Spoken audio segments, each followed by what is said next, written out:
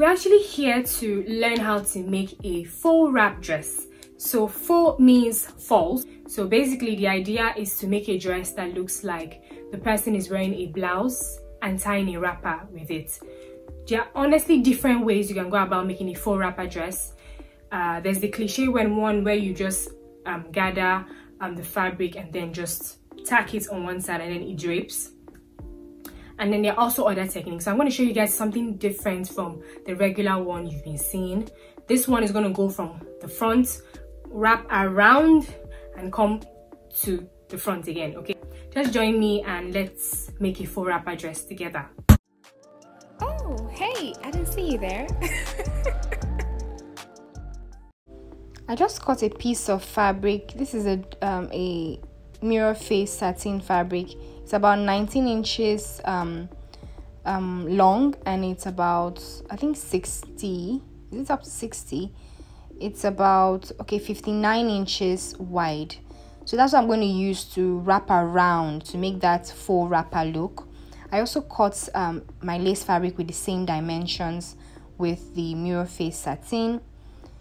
And yeah, this is what it looks like basically, guys. See, same dimensions, 59 inches wide. And okay, I think the lace was a bit longer than the doll face, yes, for obvious reasons. About 22 inches long, just so that the lace is longer than the doll face, and the doll face doesn't show at the bottom.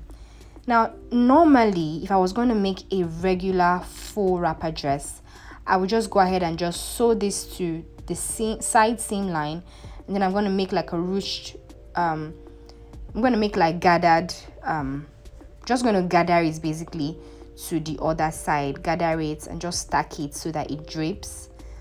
But that's not what we're going for. We're going for something extra.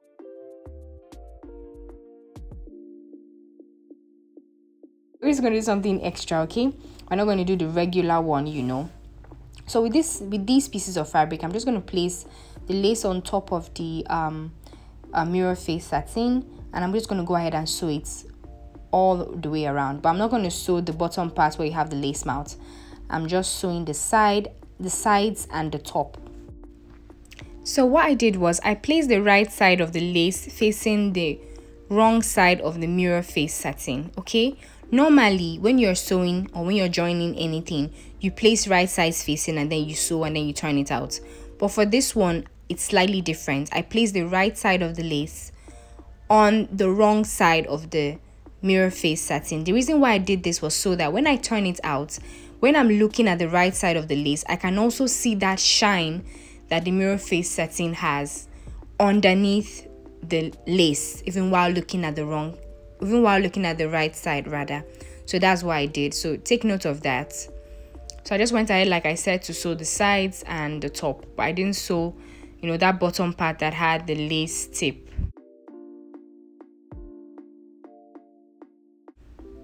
So I'm just turning that out. So as you can see now, looking at the right side of the lace, I can still see that shine of the mirror face satin.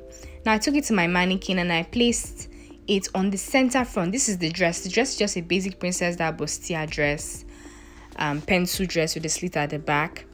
So I just wanted to see how I wanted to place you know, this piece to give that faux wrapper look. So first of all, I placed it on the center front. I made sure that I pinned that point, and then I took it around the waist, made sure that the waist was, you know, fitted.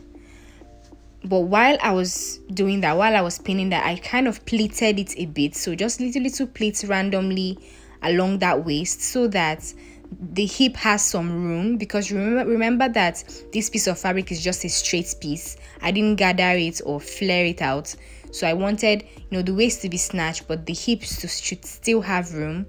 That's why I kind of like created a little pleats as I pinned it all along the waist. And then I'm just trying to see how I want to, you know, just drape that. I'm just trying to just drape that piece that's, you know, just dropping.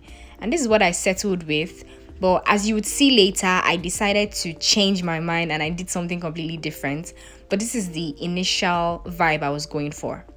So yeah, what I'm going to do now is I'm going to do like the base. So I'm just going to place the piece just as I did on the mannequin. I'm just placing it on the center front, and then I'm just going to sew it down that line. As you can see, I'm also pinning it at the bottom part. So I'm just sewing down that line, and then I'm also going to sew it along the waist. Okay.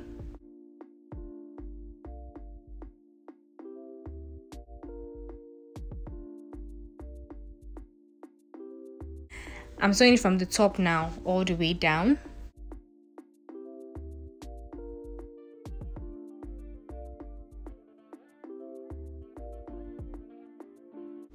Now you have to be careful when you're doing this so you don't catch maybe the back or any piece of the dress that you don't want to be sewing, okay, at this point. So it's important that you make sure that nothing is under your footer apart from, you know, the pieces that you actually want to sew. Now I'm just sewing the rest of it along that waistline. I created little pleats. Did I say pleats? Little pleats as I was going along, so that the waist is fitted but the hip still has room. Otherwise, if I just sew it straight like that, what would happen is that because the piece I cut out was not a flare or a gathered piece, I'm going to have the hip being pressed in because of this piece that is just so tight and fitted, you know. So that's what I did basically. I just created tiny pleats as I was sewing this along the waist.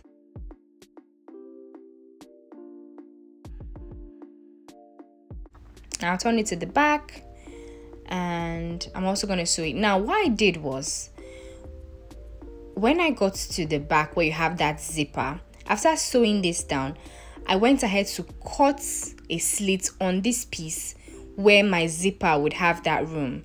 So I cut just a line on that center back there. I cut a line there so that you know, the zipper can actually just stay how it's supposed to stay. Okay, I didn't film most of this because I really wanted the client to come in and fit the dress at this point, so that you know, I can get a feel of what I was really going for. So I didn't film most of this, but basically that's what I did.